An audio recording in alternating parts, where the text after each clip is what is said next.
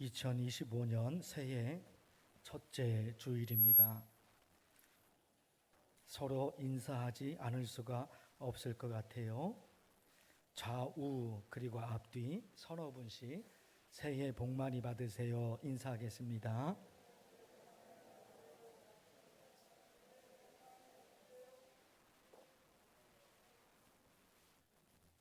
새해에는 하나님께서 우리 모두에게 큰 복을 내려주시기를 진심으로 축원합니다. 새해 첫째 주를 맞이해서 우리 교회 표어 믿음의 역사, 사랑의 수고, 그리고 소망의 인내로 달려가는 교회, 이 제목에 따라서 하나님의 말씀을 전하겠습니다. 1장 3절의 말씀인데요. 너희의 믿음의 역사와 사랑의 수고, 우리 주 예수 그리스도에 대한 소망의 인내를 우리 하나님 아버지 앞에서 끊임없이 기억함이니. 믿음, 사랑, 소망 이것만 있는 게 아니라 믿음에 연결되는 단어, 그리고 사랑에 연결되는 단어, 소망에 연결되는 단어가 있지요. 믿음에 연결되는 단어는 역사, 사랑에 연결되는 단어는 수고, 소망에 연결되는 단어는 인내입니다. 오늘은 이 세 가지, 믿음, 사랑, 소망, 이 세 가지 중에 믿음에 관해서 말씀을 드립니다. 믿음은 어떤 내용을 믿는다는 것인데 우리가 무엇을 믿느냐? 믿음은 믿는다는 거잖아요. 그런데요, 뭘 믿느냐 하는 거예요. 뭘 믿느냐 하는 거예요. 사도 바울이 고린도전서 15장에서 믿음의 내용을 요약해서 기록을 했습니다. 내가 받은 것을 먼저 너희에게 전하였노니. 이게 무슨 얘기입니까? 믿음에 관해서 지금 설명을 시작을 하는 거예요. 이는 성경대로 그리스도께서 우리 죄를 위하여 죽으시고, 첫 번째, 믿음의 첫 번째 내용입니다. 예수 그리스도께서 내 죄를 씻어주시려고 십자가에서 죽으셨구나. 믿음의 첫 번째.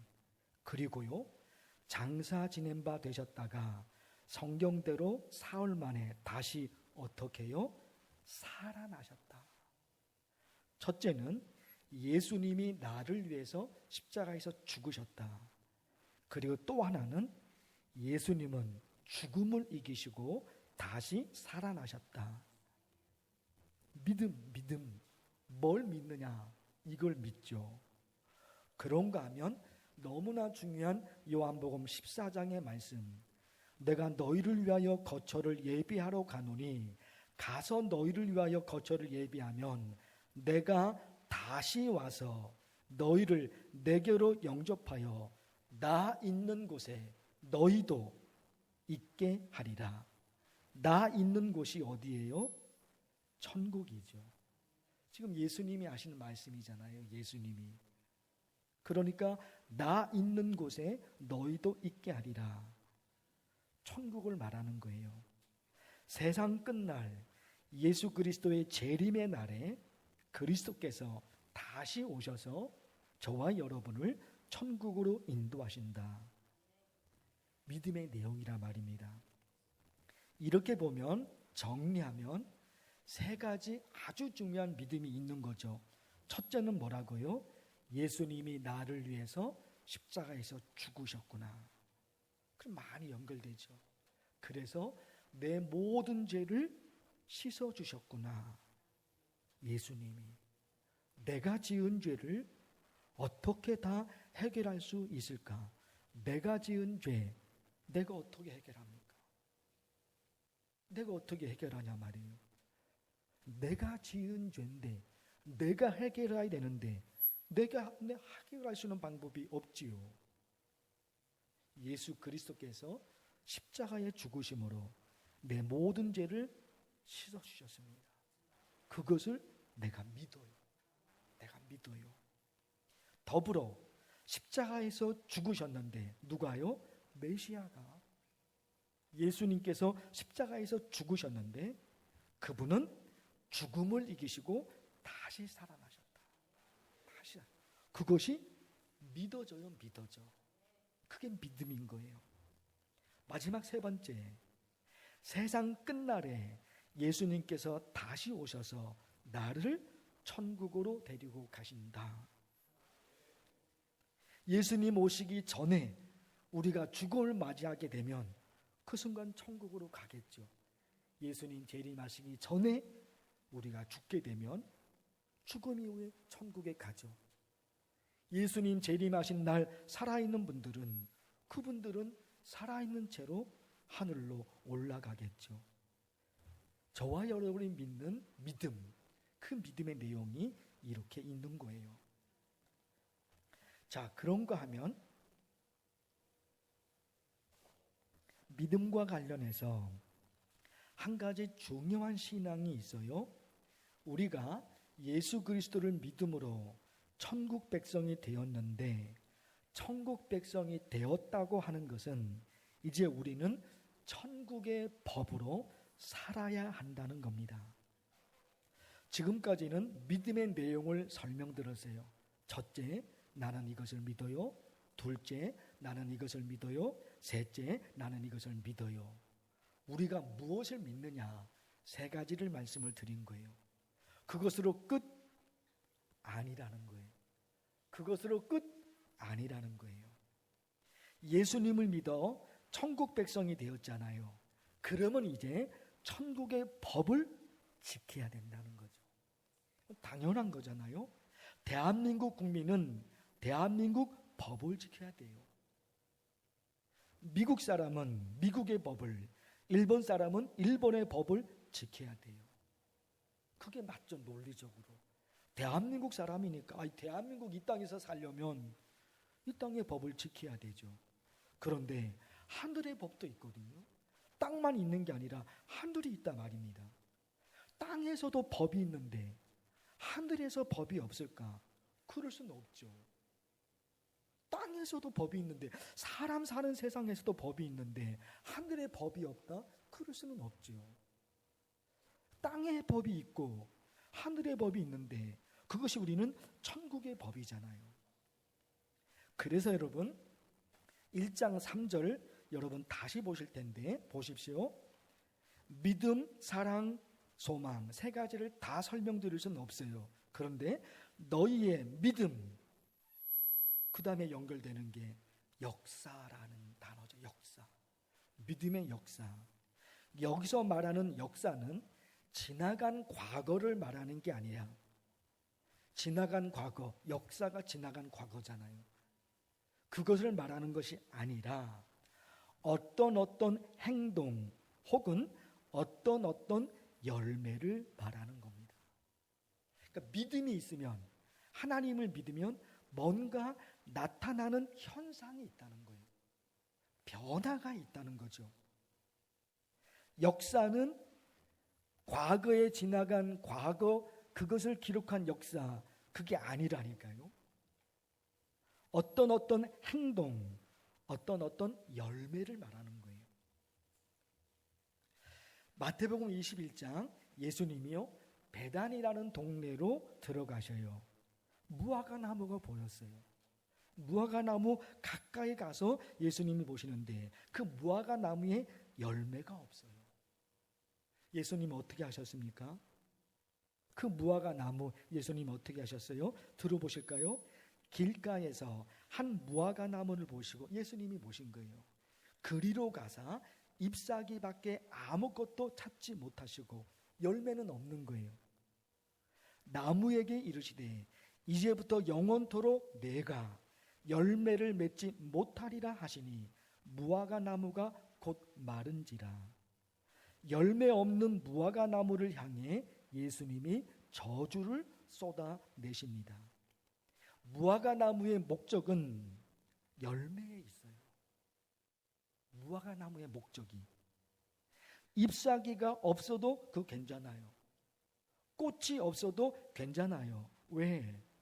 무화과 나무가, 잎사귀가, 꽃이 그게 목적은 아니거든요.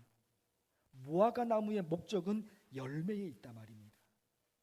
잎사귀가 없어도 괜찮다니까요. 나무가 작아도 괜찮다니까요. 꽃이 없어도 괜찮다니까요.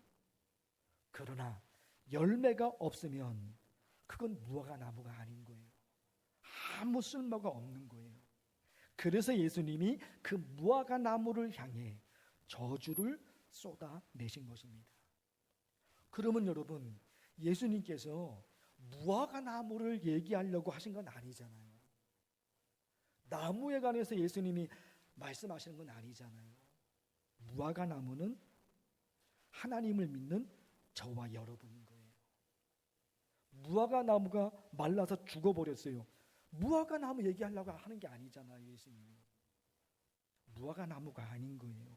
그 무화과 나무는 예수 그리스도를 믿는 저와 여러분인 거예요. 예수 그리스도를 믿어서 열매가 없으면 의미가 없는 거예요. 무화과 나무가 그 열매가 없으면 의미가 없는 것처럼 예수님을 믿는데 변화된 열매가 없어요. 변화된 삶이 없어요. 의미가 없는 거예요, 하나님한테는. 그 믿음은 의미가 없다 말입니다. 그러기에 야고보서 2장에 참 중요한 말씀이 있죠. 내 형제들아, 만일 사람이 믿음이 있노라 하고, 나 믿음이 있어. 그런데 행함이 없으면 무슨 유익이 있으리요? 그 끝에 있는 말씀, 그 믿음이 능히 자기를 구원하겠느냐? 나는 믿어요. 나는 믿어요. 그런데 믿음의 행동이, 믿음의 변화가, 믿음의 열매가 없어요. 그건 믿음이 아닌 거죠. 그 믿음으로는 구원에 이르지 못한다는 겁니다. 그게 예수님의 말씀인 거예요. 예수 그리스도를 믿어 천국 백성이 되었으면 이렇게 되는 거죠. 그러기에 예수 그리스도를 믿어 천국 백성이 되었으면 이제 하늘의 법으로 살아야 된다. 이제 천국의 법으로 살아야 된다. 그것이 성경 말씀이죠. 그것이 성경 말씀이죠. 그런데 너무나도 다행히, 너무나도 고맙게 예수님은 창세기에서 요한계시록까지 모든 말씀을 두 가지로 요약해 주셨단 말입니다. 하나는 뭐라고요? 하나님을 사랑하라. 또 하나는 뭐예요? 이웃을 사랑하라. 그것이 천국의 법인 거예요. 그것이 천국의 법. 그러면 이 부분을 송구 영신 예배 때나 또 자주 말씀을 드렸죠. 연결이 됩니다. 연결이. 그 다음에 그러면 하나님을 사랑하는 게 뭘까? 이웃을 사랑하는 게 뭘까? 그런 게 있는 거죠. 하나님을 사랑해요. 하나님을 사랑하니까 뭐해요? 예배드립니다. 하나님을 사랑하니까 예배드려요. 하나님을 사랑하니까 찬양해요. 하나님을 사랑하니까 하나님의 말씀을 읽어요. 하나님을 사랑하니까 기도해요. 왜 그럴까요? 이것은 하나님이 원하시는 거란 말이에요. 우리가 하나님께 예배를 드리고 하나님을 찬양하고 하나님의 말씀을 읽고 또 하나님께 기도하고 그 하나님이 기뻐하신단 말입니다. 하나님이 원하신단 말입니다. 그래서 하는 거예요. 하나님을 사랑하니까. 더불어 하나님을 사랑하라. 그것만 있는 게 아니잖아요. 하늘의 법이 그것만 있는 것이 아니라 이웃을 사랑하는 거예요. 야고보서 2장 말씀을 드렸죠. 내 형제들아, 만일 사람이 믿음이 있노라 하고 나는 예수님을 믿어. 내가 그렇게 생각해요. 그러나 행함이 없으면 무슨 유익이 있으리요? 그 믿음이 능히 자기를 구원하겠느냐? 이 야고보서 2장 14절 읽어드린 말씀이거든요. 그런데 이어지는 말씀을 잘 들어보십시오. 설명하는 겁니다. 만일 저거 아닌 것 같은데? 맞습니다. 맞습니다. 만일 형제나 자매가 헐벗고 일용할 양식이 없는데 너희 중에 누구든지 그에게 이르되 평안히 가라, 덥게 하라, 배부르게 하라 하며 그 몸에 쓸 것을 주지 아니하면 무슨 유익이 있으리요? 행함이잖아요. 믿음은 추상적인 단어거든요. 뭘 믿느냐? 예수님이 나를 위해서 십자가에서 죽으셔서 그걸 내가 믿어요. 내 생각으로, 내 마음으로 그걸 믿어요. 예수님이 죽음을 이기시고 다시 살아나셨습니다. 본 적은 없죠. 그러나 그걸 믿어요. 추상적이잖아요. 머릿속에서 내 마음속으로 그걸 믿어요. 예수님이 재림하십니다. 죽음 이후에 천국에 갑니다. 그러니까 믿음이 추상적이잖아요. 머릿속에서 마음속에서 움직이잖아요. 그러나 그 믿음이 온전한 믿음이 되려면 행함까지 간단 말입니다. 머릿속으로만 마음속으로만 움직이는 게 아닌 거예요. 내 손이, 내 발과 내 몸이, 내 생활이 거기 믿음 속에 포함이 있는 거예요. 그래서 행함이 없는 믿음은 죽은 믿음이다 한 거죠. 행함이 없는 믿음은 죽은 믿음인 거예요. 행함이 없는 내 믿음을 내게 보이라. 야고보서 2장 말씀인데 들어보십시오. 어떤 사람은 말하기를 너는 믿음이 있고 나는 행함이 있으니 행함이 없는 내 믿음을 내게 보이라. 나는 행함으로 내 믿음을 내게 보이리라. 믿음은 추상적이라는 거예요. 예수님을 내가 믿습니다. 머리에 그리고 내 마음속에 그렇게 예수님을 믿잖아요. 그렇게 믿으면 반드시 변화가 있거든요. 그 사람의 변화, 그 사람의 삶이 바꿔진다니까요. 이게 없으면, 이 열매가 없으면 그 사람의 믿음은 죽은 믿음인 거예요. 죽은 믿음으로는 구원에 이르지 못하는 거죠. 그래서 여러분, 자기가 자기를 인정하는 것도 좋아요. 그러죠? 자기가 자기를 인정하는 거 좋죠. 또 자기가 자기를 자랑하는 것도 또 좋아요. 그러나 더 중요한 것은 다른 사람이 나를 인정해 주냐는 거죠. 그리고 하나님이 나를 인정해 주실까? 고린도후서 10장에 참 중요한 말씀이 있어요. 옳다 인정함을 받는 자는 자기를 칭찬하는 자가 아니요 오직 주께서 칭찬하시는 자니라. 내가 나를 인정하면 무슨 의미가 있어요?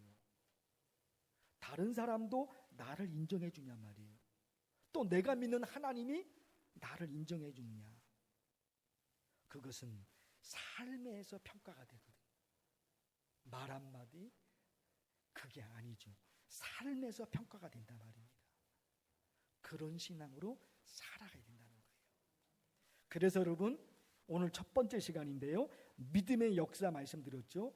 역사라는 단어를 왜 역사라고 번역을 했을까? 너무나 안타까운 부분이죠. 역사 그러면은 말씀드린 대로 기록된 역사를 생각하잖아요. 또 왜 역사라고 그랬을까? 믿음의 행동, 믿음의 변화, 믿음의 열매거든요. 그래서 여러분 지금까지도 저와 여러분이 정말로 하나님을 사랑하고 이웃을 사랑하고 그렇게 살아왔죠. 올 1년 동안에도 이 믿음의 역사, 믿음의 행동, 믿음의 변화, 믿음의 열매 이거 생각하면서 달려가야 돼요. 여러분 한 가지만 연결해서 짧게 좀 말씀을 드릴게요. 짧게 한 가지. 믿음은 하나님을 믿는 믿음을 말하는데 지금 우리 시대에 우리 일상생활에서 아주 중요한 것이 한 가지가 있어요. 뭐 옛날도 중요하겠지만 지금 시대는 더 중요한 거예요. 뭐냐? 무엇을 믿을 것인가 하는 거예요. 지금 믿음, 하나님에 대한 믿음을 쭉 설명드렸는데 그 하나님에 대한 믿음이 아니라 지금 일상생활에서 우리가 살아가는 일상생활에서 무엇을 믿을 것인가? 마가복음 13장 보십시오. 거짓 그리스도들과 거짓 선지자들이 일어나서 이적과 기사를 행하여 할 수만 있으면 택하신 자들을 미혹하려 하리라. 누가 나타납니까? 거짓. 뒤집어서 말씀을 드리면 이게 무슨 얘기일까요? 마가복음 13장 22절 종말의 징조거든요. 이게 무슨 말일까요? 뒤집으면 무엇이 진짜인지 무엇이 가짜인지 구분하지 못해서 가짜에 속아 넘어가는 사람들이 많다는 거예요. 믿음을 설명했죠. 하나님에 대한 믿음, 그 믿음을 설명했죠. 또 한 가지, 우리가 무엇을 믿을 것인가, 일상생활에서 누구의 말을 믿을 것인가 하는 거잖아요. 누구의 말을 믿을 것인가.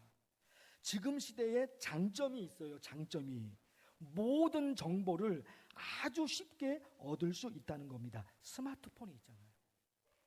모든 정보를, 목사인 제가 설교하잖아요. 옛날에는 그런 게 없지만 지금은 노트북에다가 믿음, 소망, 사랑 딱 치잖아요. 수십 개, 수백 개의 설교가 올라와요. 얼마나 쉽습니까? 옛날에는 그렇지 없었거든요. 어마어마한 정보가 있기 때문에 어렵지 않아요. 믿음, 소망, 사랑, 믿음, 사랑, 소망 있죠. 그것만 치면 수백 편의 설교가, 시간이 부족해서 다 못 보지 어마어마한 많은 정보가 있는 거예요. 문제는 뭐라고요? 그것이 진짜인가? 그 목사가 그런 설교를 해서 유튜브에 올려놨는데 그 목사의 설교가 진짜인가 가짜인가 구분할 수 있는 지혜가 없단 말이에요. 그래서 어렵게 되는 거죠. 모두가 지금 세상에 또 돌아다니는 거 있잖아요. 진짜 뉴스인가, 그게 믿을 만한 뉴스인가, 아니면 가짜인가. 가짜도 얼마나 많습니까? 그런데 정보가 없어서 문제가 아니라 너무나 많은 정보가 있는데 구분할 수 있는 지혜가 없다. 그러니까 어떤 현상이 이루어져요? 스스로 망하는 거예요. 스스로 망하는 거예요. 다른 사람이 나를 망가뜨리는 것이 아니라 지혜가 없어서 자기가 자기를 망가뜨려요. 그러게 여러분, 너무너무 옛날 시대도 참 중요하겠지만 지금 시대하고는 완전히 달라요. 지금은 얼마나 많은 정보가 있냐 말이에요. 그런데 가짜에 속아서 헤어나지를 못해요. 아, 가짜에 속았구나, 그것으로 끝나는 게 아니잖아요.